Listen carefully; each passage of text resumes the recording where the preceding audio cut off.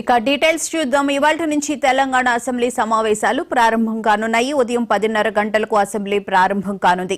సమావేశాలు ఎన్ని రోజులు నిర్వహించాలనే దానిపై నిర్ణయం తీసుకోనున్నారు. ఇవాళ తొలి రోజు 5 కీలక బిల్లులతో పాటు 2 నివేదికలను సభలో ప్రవేశపెట్టనున్నారు. ఇక సోనియా గాంధీ పుట్టినరోజు సందర్భంగా సభలో సీఎం ప్రస్తావించనున్నారు. తెలంగాణ తల్లి విగ్రహ ఏర్పాటుపై సభలో ప్రకటన చేయనున్నారు. విగ్రహ మార్పుపై సభలో సీఎం రేవంత్ వివరించనున్నారు. ఈ సెషన్స్ లో కొత్త ఆర్ఓఆర్ చట్టం ప్రవేశపెట్టబడుతోంది.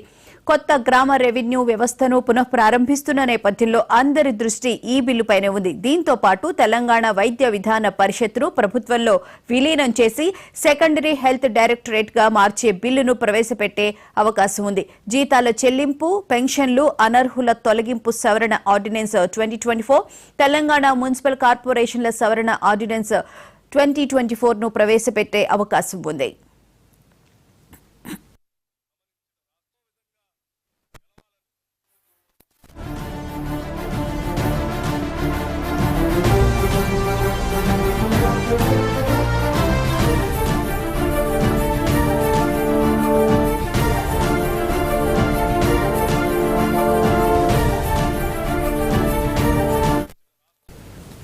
అసెంబ్లీ సమావేశాలకు బీఆర్ఎస్ పార్టీ అధినేత కేసీఆర్ హాజరుపై ఆ పార్టీ క్లారిటీ ఇవ్వలేదు.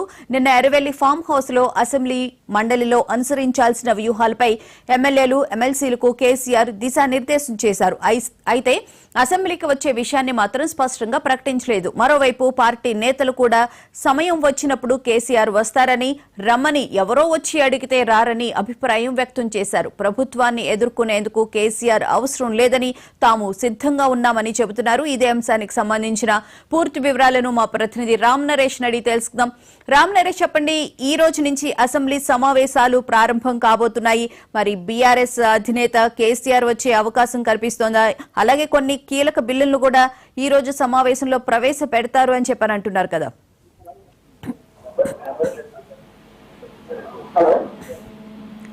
రామ్ నరేష్, తెలంగాణ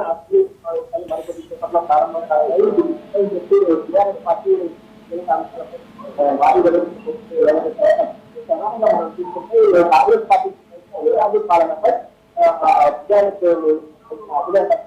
ఎర్రవల్లి ఫామ్లో పార్టీకి సంబంధించిన ఎమ్మెల్యేలు, ఎమ్మెల్సీలకు కీలక సమావేశం నిర్వహిస్తూ పార్టీ అంటే కాంగ్రెస్ పార్టీ అధికారంలోకి వచ్చిన తర్వాత ఆ పార్టీకి సంబంధించి 6 గ్యారెంటీల అమలు వేగంగా తర్వాత పార్టీ అధికార పార్టీ ఇచ్చిన హామీలు ఏ విధంగా అమలు అయ్యాయి, వాటికి సంబంధించి అన్ని అంశాలపై అసెంబ్లీలో చర్చించాలని జరిగితే వాటిపై ప్రభుత్వంపై వచ్చిన వ్యతిరేకతను మనం ఏ విధంగా తీసుకెళ్లాలి, ప్రజల్లో తీసుకెళ్లాలనే అంశాలపై వాళ్ళు అయితే ఈ సమావేశాలకు సంబంధించి నిన్న కేసీఆర్ పార్టీకి సంబంధించిన ఎమ్మెల్యేలు కీలక నిర్ణయాలు నిర్వహించారు. అయితే దీనికి సంబంధించి ప్రధానంగా ఏంటంటే రేవంత్ సర్కారు రుణమాఫీ అమలు చేయడం భరోసా అమలు రైట్.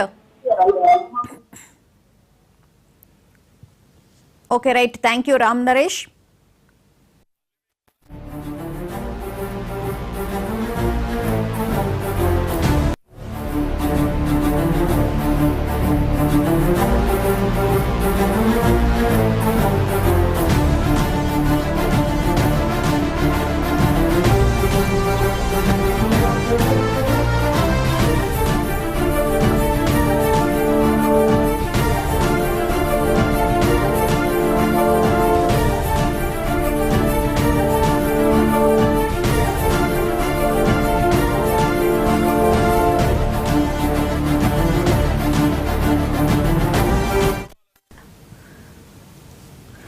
ఇవాళ నుంచి తెలంగాణ అసెంబ్లీ సమావేశాలు ప్రారంభం కానున్నాయి.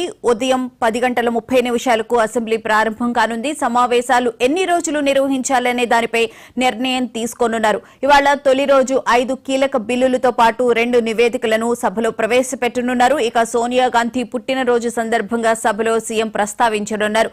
తెలంగాణ తల్లి విగ్రహ ఏర్పాటుపై సభలో ప్రకటన చేయనున్నారు. విగ్రహ మార్పుపై సభలో సీఎం రేవంత్ వివరించనున్నారు. ఈ సెషన్స్ లో కొత్త ఆర్ఓఆర్ చట్టం ప్రవేశపెట్టబడుతుంది. కొత్త గ్రామ రెవెన్యూ వ్యవస్థను పునః ప్రారంభిస్తున్న నేపథ్యంలో అందరి దృష్టి ఈ బిల్లుపైనే ఉంది. దీంతో పాటు తెలంగాణ వైద్య విధాన పరిషత్ను ప్రభుత్వంలో విలీనం చేసి సెకండరీ హెల్త్ డైరెక్టర్ గా మార్చే బిల్లు ప్రవేశపెట్టే అవకాశం ఉంది.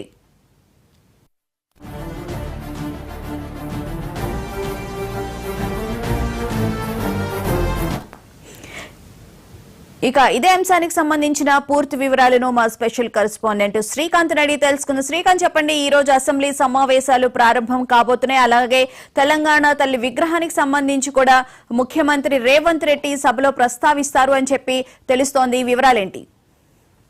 Good morning. ఈ రోజు ఉదయం 10:30 గంటల ప్రాంతంలో ఉభయ సభలు, అసెంబ్లీ, శాసనసభ, శాసనమండలి సభలు ప్రారంభం కాబోతున్నాయి. అయితే ఇవాళ ఒక్కరోజే సమావేశాలు కొనసాగుతున్నాయని సమాచారం అందుతున్నప్పటికీ ఈ నెల 16 నుంచి మరో వారం రోజుల పాటు కొనసాగించాలని ప్రభుత్వం ఆలోచిస్తున్నట్టుగా తెలుస్తుంది. అయితే అసెంబ్లీ సమావేశాలు ఈ రోజు వాయిదా అనంతరం దీనిపై BACలో నిర్ణయం తీసుకునే అవకాశం ఉంది.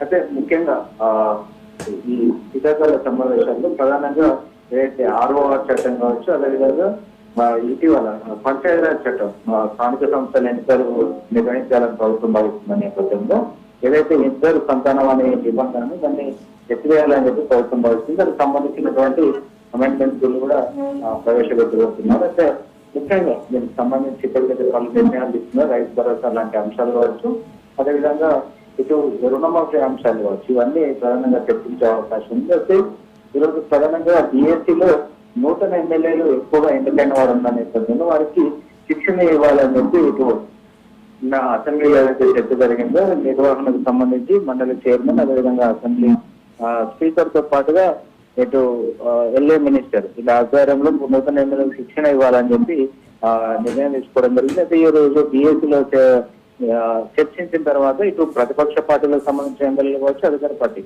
నూతన ఎమ్మెల్యేలు అందరికీ అవగాహన అసెంబ్లీ రూల్స్ పైన చర్చ జరిగే అవకాశం ఉంది. Right, thank you Srikanth.